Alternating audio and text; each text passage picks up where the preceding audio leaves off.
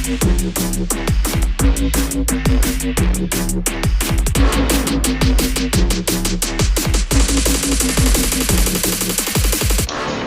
as we mentioned previously, of course, in the past year, Jake and I had the great opportunity, the good fortune of being able to attend the Missouri Boys State program put on by the American Legion. And that's of particular relevance to our GWP Civics Spectacular, because what Missouri Boys State is, or what it's presented as, is a simulation of civic life. And you can share some of your experience, Jake, but in my experience, it is certainly what it was, and very worthwhile to attend. And Mr. Miller, I'm sure you've had a lot of students through the years that have attended Boys State, so it'd be interesting to hear what your impression is of Boys State and just all of that. So any thoughts you guys have on that? And Jake, your experience with Boys State? Yeah, I would say it was pretty similar. One thing that is particularly good about it is that a lot happens within a week. Absolutely. You know, you're able to meet There's people. not a dull moment during the week. You're able to meet people that you'll be friends with for quite some time, or for life even, for some. And a lot of people have described it as a life-changing experience. Right, absolutely. And that's one of their other slogans. They call Boys State a week to change a lifetime. And I'd say in my experience attending, that's true. And I think it was shape a lifetime. Right. A week to shape a lifetime. I believe you're right. And of course, just as much as they pack into that week, you'd be hard-pressed to find a guy there who didn't have some sort of life-changing experience. And as I said, my experience certainly was beneficial. Now, for the folks at home who might not be familiar, Jake, why don't you give us a rundown of what exactly we did there? So it brings students who are about age 16 or 17 throughout the state of Missouri. Right. And it separates them. Well, I mean, there's sort of separation. You know, it's a different program with the boys and the girls state program, but it's on the same campus. It's during the same time. Some of the assemblies are joint assemblies. But as far as with Boys State goes, you basically make a simulation of what the government is. You're told to go in and vote in all the different officials on a city level. Then you have like a county level, and then there's also a state level. And then if you there's a few people who are even selected within the state to represent on a national level. So then there's like a national there's a boys national program where a few people from each of the state programs go. Right, absolutely. And this kind of ties back to something that Mr. Miller mentioned earlier. Of course, he talked about, of course, the civics relating to government, and Boys State being a simulation of civic life. But there is an important distinction to make between civics, or between government and politics. So while that certainly was one of the opportunities there in this simulation that is Boys State, not all of those were politicians. You could run for governor, you could run for mayor, all forms of different city and state level government that you could run for. But there was also commerce. You could operate a business, you could go into law enforcement. There were all sorts of things, and these are all components of civic life. So it isn't just politicians. Yeah, it's a good point to make. Because one of the positions that I had was being in the journalism. Right, I was going to mention that because, of course, while I was there, I had an interest in running for offices for some time. I had the opportunity to do that at DECA. Our longtime viewers will recognize my campaign poster in the background. So it was a no-brainer. I decided to give my shot at running for governor at Boys State.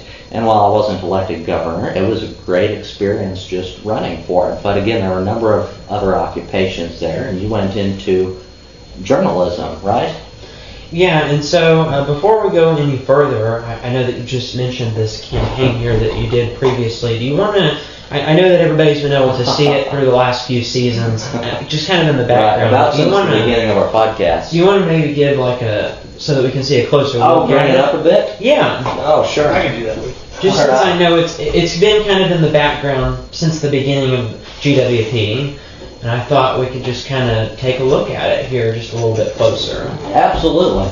And if you're not familiar, for a bit of context, maybe check out our previous episode. We did a St. Louis series, so it's very easy to find the episodes with St. Louis in the name, or even with the St. Louis Arch in the background. We were actually at a DECA event, which is Distributive Educational Clubs of America. And through DECA, through the years, I had a number of different opportunities. Had the opportunity to hold state office, and I also ran for multiple offices. Of course, while I did hold an office for a while, there were a couple that I ran for that I didn't end up being elected for necessarily, but this is one of the campaigns that I ran for Vice President of Advocacy. Here you see Edge to Edge Advocacy with Isaac Hedges, and the reason I went with that campaign slogan is because Edge to Edge is the nearest rhyme, or at least nearest one that I could come up with that rhymed with Hedges. So Edge to Edge Advocacy with Isaac Hedges, and the office of Vice President of Advocacy. I don't mean to trail on here, but that involved advocating for Missouri DECA and its programs on a state level, which of course ties back into state government, which we were talking about before, because the main event for Vice President of Advocacy is Legislative Day at the Missouri State Capitol, and what they do there is networking. They do a legislative breakfast with the senators and representatives of Missouri there, and go about recruiting the different legislators to the Missouri DECA State Advisory Board. And when they've signed on to the State Advisory Board, what that means is that they support Missouri DECA and its programs, and that they would be inclined to support legislation that would benefit it, or benefit career and technical education. Thank you, Mr. Miller. You're welcome.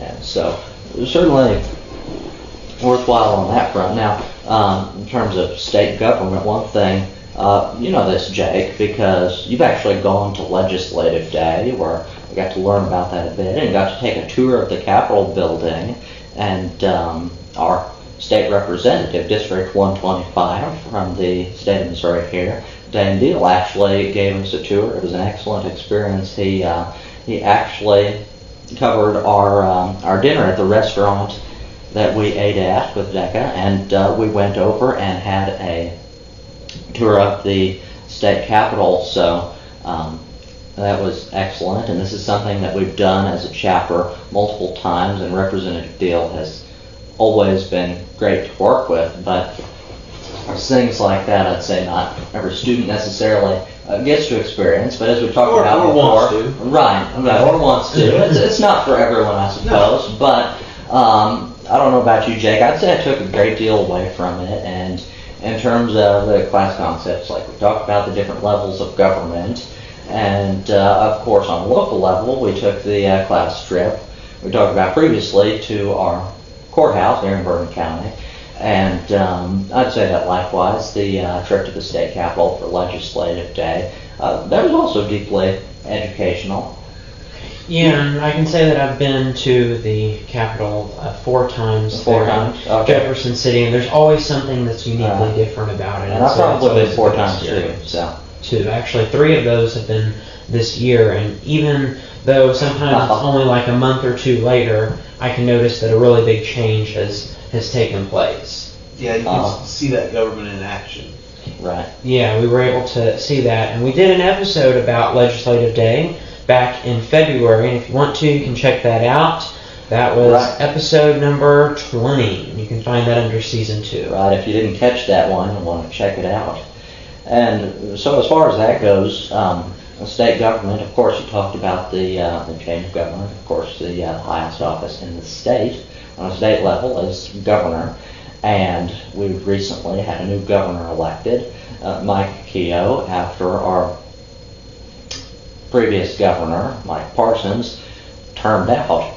And, well, we mentioned previously about Boys State being a simulation of civic life and everything. Well, both the governor at the time, Parsons, and Mike Kehoe, who was running for Missouri governor at the time, they both spoke at Boys State, and for that matter, multiple candidates. I believe it was Mike Kehoe who spoke. He was lieutenant governor at the time and running for governor. And he that's spoke why at Boys State, and then Jay Ashcroft. He was also running for governor at the time, and so that was very interesting to see. Just seeing at how some of the real world implications of the things that we got to see at Boys State. That was very interesting, and I'm sure through the years you've had a lot of students that may have attended that. Yeah, I have, and when I talk to them, one of the common denominators that I always get is it was humbling. Oh, absolutely. Very humbling. Absolutely. Because typically the kids who go to Boys State Right. are the more active Right. in government type achieve kids. it. And, Yeah, they're the kids who that's their wheelhouse anyway. And so when they told me that when I got up there, I thought I knew quite a bit, and then I was very humbled by some of what the other kids in my own state knew, and humbling is good. There's nothing wrong with that. It You have is. to be humbled from time to time. It is. Well, and something else that kind of ties into that is, so in part one of this episode last week, we were talking about civics class and how that kind of ties into Missouri Boys State. Something that's kind of interesting is that I had civics class before I went to Missouri Boys State, and you had civics class afterwards. Right, and that's so look at some of the differences. Right, I actually recall you asking me about that, Mr. Miller, if I was going to go or if I had already gone, and I actually already gone to Boys State before I ever took a civics class. Do you wish you would have taken civics class first? I think so. I probably, on the off chance that I would have been better prepared, maybe had a better, maybe understood these things better, had a better shot when I ran for governor. So, yeah, I absolutely. What do you think, Jake? Was it beneficial having taken civics class before you went to Boys State? I think it was for two different reasons. Okay. One, of course, just from the knowledge standpoint going into it, but the second reason is I got to watch the video that was like, you should go to Boys State. I got to watch it twice because I was a bit in a unique position. I was 1 year younger than everybody else in the class. Right. So for everybody else in the class, they were able to go to Missouri Boys State, where I was the only person in there who wasn't eligible for that. Right, so you got to see the promotional video for 2 consecutive years. You had a little extra time to think about it, huh? Yeah, and so when I saw it the second time, I immediately had remembered the first time, and I already had made that decision, and so I jumped on it a lot quicker than most people did, because I had a lot more time to consider whether or not it was a good idea. And the funniest thing was when I saw people who had been in my class in that video talking about their experience. That was kind of a cool thing to see. Absolutely. I know in my family, of course, my cousin attended Boys State before I did, so I had a little bit of prior knowledge about it, and I was interested in it. So, but absolutely, he spoke very, very highly of his experience at Boys State, and as would I. Very, very fortunate to have the opportunity to go. But as you mentioned, Mr. Miller, many of the ones who end up getting to go to Boys State, and likewise, of course, with Girls State, there also is a girls branch of it. But Jake and I both attended Boys State, and so that's more our expertise on that front, and so that's why we're primarily covering it. But we're always open to having guests on. So if you have any other insight into this, you can put it in the comments below. You can always send us an email, gwpinternational@att.net. Again, that's gwp-international@att.net. We'd love to hear what you have to say on that. But as far as our experience with Boys State, like you said, that certainly was my experience, Jake. I don't know about you, but it was very humbling.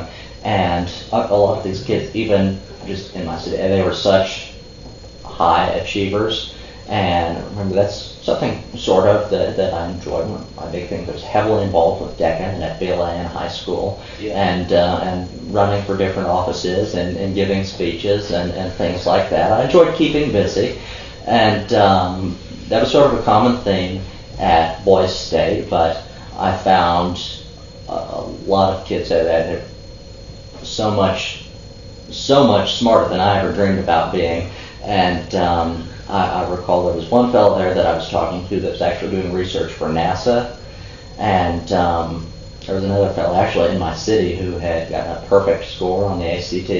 And there were several that I knew that were 35 or 36 on the ACT, which of course 36 is the highest. Right, geniuses. And actually, of course, after attending Boys State or Girls State, they have, at least here, they have a speak at the country club, which is where the Rotary Club meets, and it's interesting. Well, on a state level, of course, the American Legion puts on Boys State.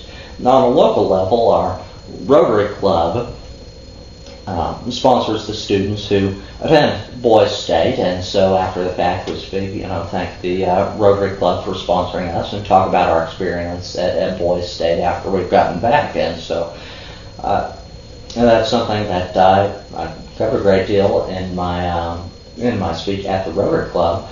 Was that it really was a humbling experience, and certainly not the only one. Even there was a common thing that I heard people saying at home. They were sort of the top dog, you could say, and really excelled in about everything. But then they put themselves at Boys State with the top, supposedly the top students in the state. And it was a whole different thing when they're up there with the rest of them, the cream of the crop, as you could say. And you mentioned something earlier that hit me a little bit, and that was the relationships that you build with people in just that week. Absolutely. And we should probably talk about that. Yes. When you put yourself in those situations, you're aligned with people who have all the same interest right. and mindset that you have. Absolutely. So you're naturally gravitated towards each other. Right. In public education, a lot of times you're stuck with the kids in your class, so to speak, that may not have a love of civics like you do, or an interest. And so that's refreshing. And as you guys get older and you do that more, you'll come to see that when you get aligned with people that have all the same likes and interests, you tend to build longer lasting relationships with them. Yeah. Maybe some of the kids you go to high school with. Right. So that's a component of it too that's really important that a lot of people overlook. Absolutely. Yeah. Those connect. Even in the world that you guys are gonna take over, that I'm gonna go out, you guys are gonna come in. I don't even know if it's really the word relationships is the right word. Connections might be a better word. I think having a lot of connections, and when you go to those things, you guys are going to be ahead of the game because you're going to have connections. Right, absolutely, and that's something that recently crossed my mind. Actually, with my experience talked about previously, as a state officer with Missouri DECA. That's something in leadership that they really push is you need to do networking. You need to make connections and gain support. But more than connections, what they say is networking, and that's a very popular thing in DECA. You got all these events. You need to be networking while you're there. Shake some hands, meet some people, get some support, learn about your competitive event, all those sorts of different things. But I heard something recently. That sort of hit me because for years now, really all through high school, that's something that was pushed. You need to be networking. But I heard something recently that sort of hit me. It said, no one ever got a job from networking. A lot of people have gotten jobs from connections. Yeah. So that doesn't mean don't do networking. Obviously, still do it. It's still beneficial, but that has to lead somewhere. So it's not just shaking hands and handing out business cards. You want to actually make a lasting connection. It's got to actually lead to something. Yeah. Those things, and the more of those things you go to, the more of those connections you have. We talk about watching podcasts during the break, and I'm big into hunting and fishing. I'm an outdoors guy, and I watch a lot of podcasts about hunting and fishing. And the word that surfaces all the time is I've got a buddy. I've got a buddy this. I've got a buddy that. I've got a buddy that let me hunt. I've got a buddy that took me fishing. Well, they're not really their buddy. It's a connection. Right. I know somebody. Yeah. I did something for them, and now they're going to do something for me. You know, and right. It can be more transactional sometimes. Yeah. So on that, of course, is a vital thing. I'm glad you mentioned that, Mr. Miller, because, like you said, as you get older, having these connections is going to become more and more significant. And I actually mentioned in the previous segment of this show, connection in real estate. Yeah, he's been involved in real estate for a long time, and more recently, I've actually gone to some of the meetings with him. He got involved in real estate investors associations who specialize in that. And something else that often says that it was very beneficial when we talked about Boise State being a humble experience. It was certainly the case with this. It always says if you're the smartest person in the room, then you're in the wrong room. So unless you take a great deal from that, right? Right. That would be beneficial to have a one-up. Absolutely. And I can say that, like you said, I made a lot of connections. I made a lot of connections too. The guys I kept in touch with. I mean, some of them I already knew through DECA and FBLA, which was nice. But I met a lot of the guys for the first time and kept in touch. And I don't know if you did anything like this in your city, Jake, but I kind of got the ideas kind of last day of Boise State, about the city, going around, talking about their experiences at Boise State there at the end, and kind of just reflecting on it. I talked about something that we were Crowder City at Boise State, which, by the way, had the top city government official, our mayor, who was my roommate. So having the top city government official, right, and Jake will try to tell you that his city was the best, but it was named Model City. Yeah. Which is the highest position that can be earned. Right. But really, as we talked about, it's about the connections, it's about the people, and I didn't see Donovan City having the top city government official, so I don't know. Yeah, but we made an impact on our city so much that we were named Donovan City. In fact, if we would have had more time there, we would have even renamed our city to be called Donovan Metropolis. I was trying to do that, but there wasn't enough days to do that by the time I thought of it. Let me ask you guys another question. So when you get there, you're around a lot of people you've never met. Yeah. Total strangers, yeah. So do they do like any kind of like team building or ice breaking or anything like that? Yeah, they do. It's more of an introduction. To get you guys, I know how kids can be this day and age. Yeah. It is. Yeah, and it was kind of led by the attendees bar, so at least by the time I got there, people kind of got there, from all across the state, across the state. So they were trickling in at different times. Gotcha. But when we first got there, we would go to our cities, which were in the dormitories there at Lindenwood University. They assigned those to you? So was it random or? Yeah, it was assigned randomly. Yeah, it was random. And they did it specifically so that you wouldn't be in the same city as anyone else from their town. So they want to put you around a bunch of people that you didn't know. And the other thing is they assign you a political party when you go. They're not actual two political parties. They're Federalist and Nationalist. And fortunately, I belonged to the Federalist Party. I can't say the same for Jake. As far as the platforms, there are some important distinctions to make. So you were prompted all that stuff. You were given all those things. Yeah. Yes, absolutely. Did you find that difficult to have to do things that maybe you didn't align with personally? It was a very new experience, and I would say so. I can see how that can be a challenge. Sure. At one point, if I were younger before, previous experiences that I had with public speaking, different group activities like FBLA, that I think helped me prepare for it to some degree, but at one point I was very much afraid to do any of that. So for some time, but anyway, it's certainly new for someone that hasn't experienced anything like that. But one other thing I was mentioning with the political parties, with the dormitories, is the rooms that you're assigned to is with someone of the opposite political party. So I do now remember that, now that you mention that here. Right. And another thing is that you have to get started very quickly. everything happens extremely fast. Right. And just if I would have gotten started quicker, maybe we would have had a better shot at being governor. Well, and going into that, I do have some future advice for anybody who may be, a possible candidate for going to Missouri Boys State. Great stuff. And so in May, you're told to go through an orientation process. You can select like a city to go to. Like I know that a lot of people from here in Nevada that was going to Boys State went to Webb City one evening to get all of this orientation. And you're given a lot of information, and I listened to that.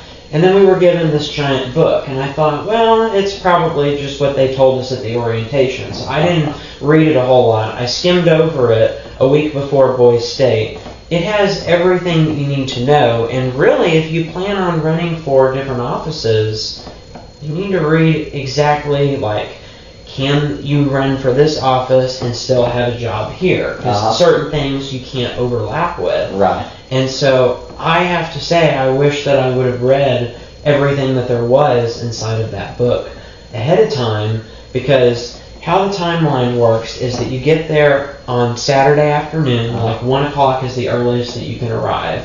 By about 3 or 4, you do like an introduction thing.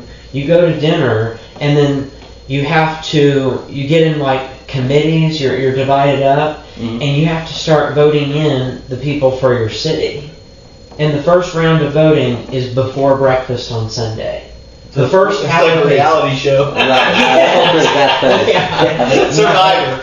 Yes, it's very fast paced. It's very fast, and if you want to apply certain positions, applications don't open until you get there, and they're due at like 8 o'clock Sunday morning. That's how fast it goes. Right. Yeah. And so it's a very fast process. Yeah. Yeah, that's a good way to look at it. Absolutely.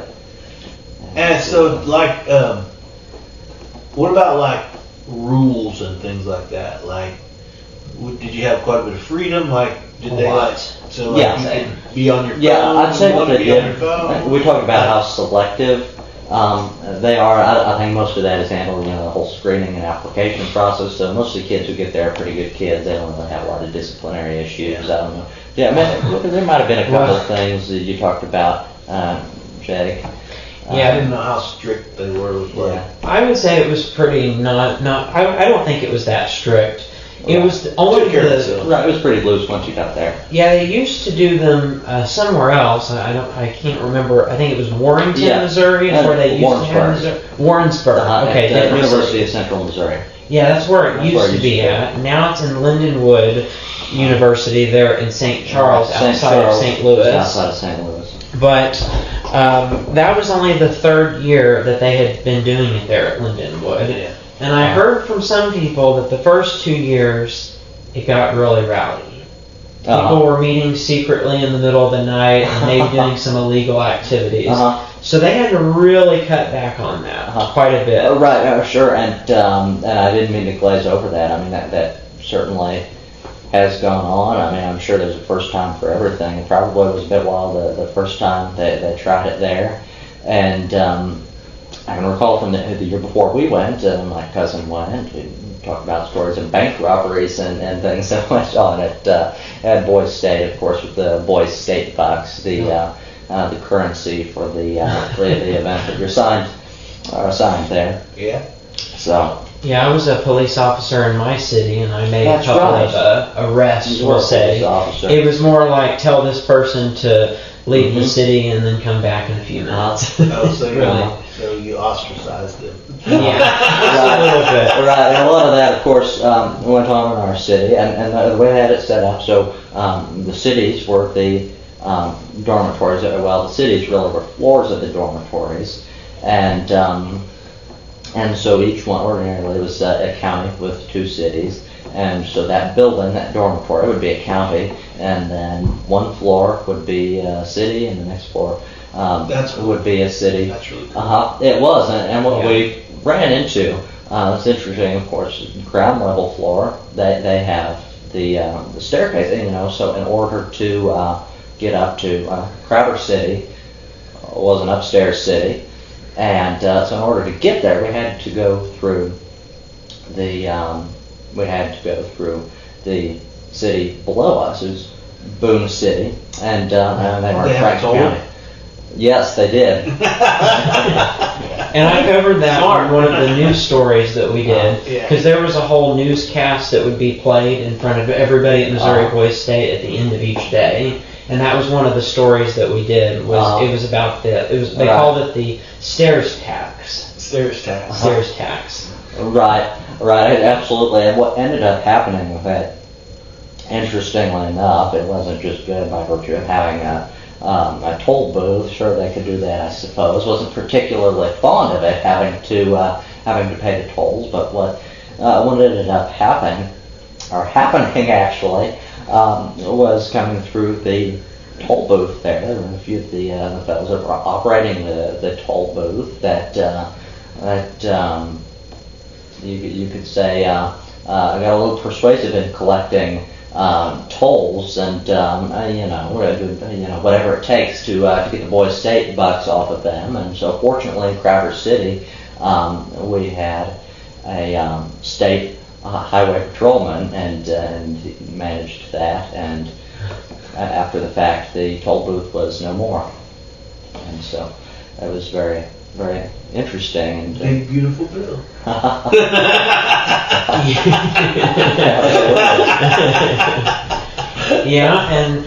And some other things. So you were talking about like what sort of restrictions are there. So of course there's like a curfew time that's in place, and you also are not allowed to interrupt people when they're speaking. Like one of the big things is that we were supposed to gather for these speeches for candidates for governor.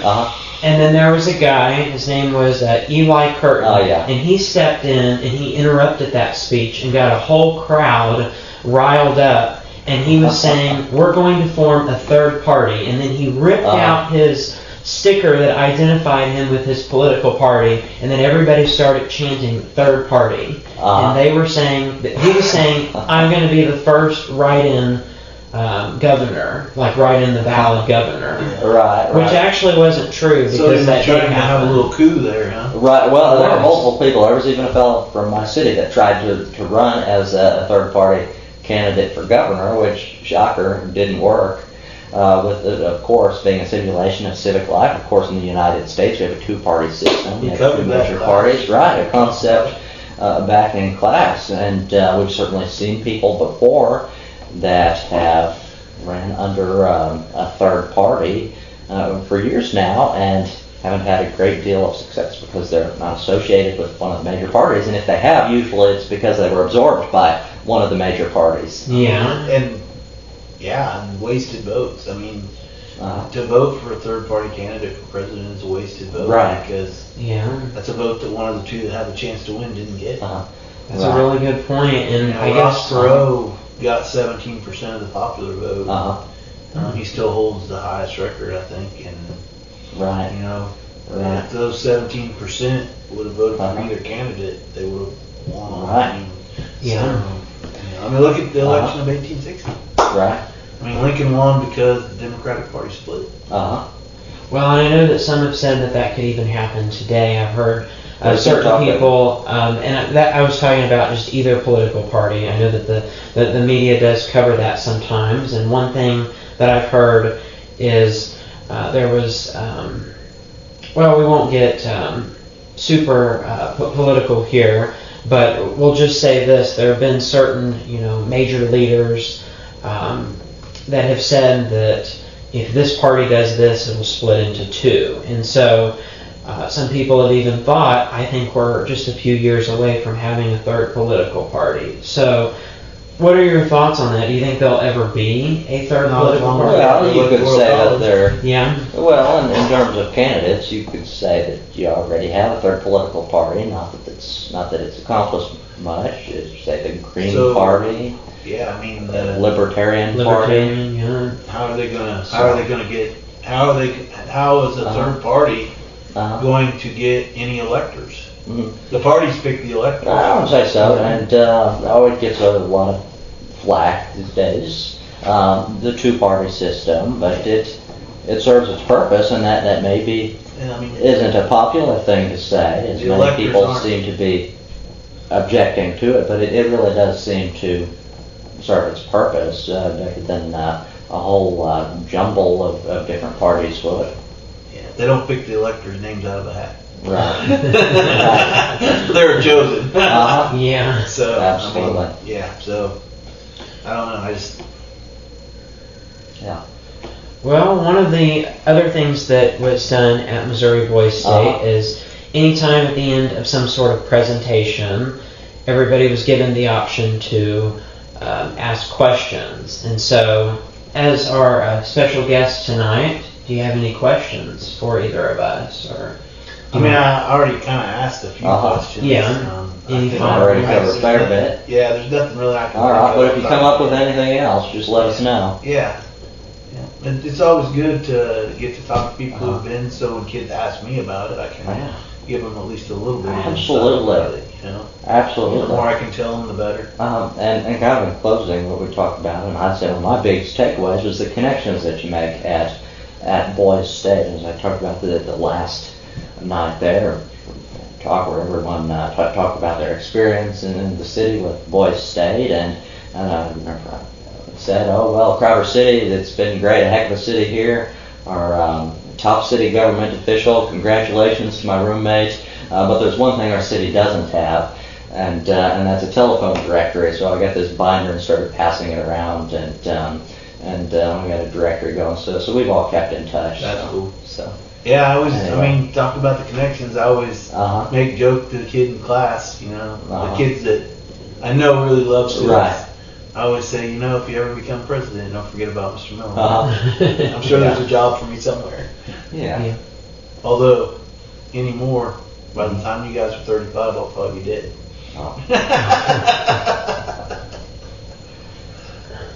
Absolutely.